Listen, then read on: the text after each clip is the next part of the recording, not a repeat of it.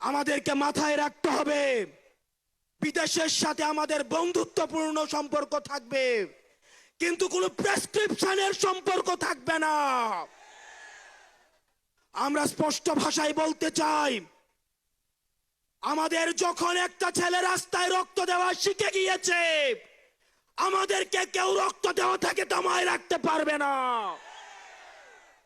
সুতরাং আমরা স্পষ্ট ভাষায় বলতে চাই, আমাদের প্রবীণ রাজনীতিবিদ যারা রয়েছে তাদের অভিজ্ঞতা এবং তরুণদের তেজদীপ্ত এবং অকুত ভয় যে নেচার রয়েছে, সেটার মিথস্ক্রিয়ায় আমরা পরবর্তী বাংলাদেশ বিনির্মাণ করব।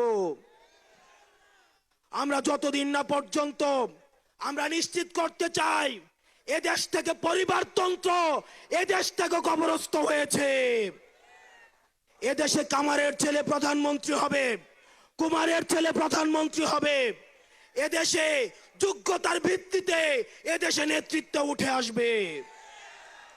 আমরা স্পষ্ট করতে চাই, আমরা একটা সুন্দর বাংলাদেশ গড়তে চাই, যে বাংলাদেশে আমাদের মধ্যে কোনো ধরনের ভেদাভেদ থাকবে না।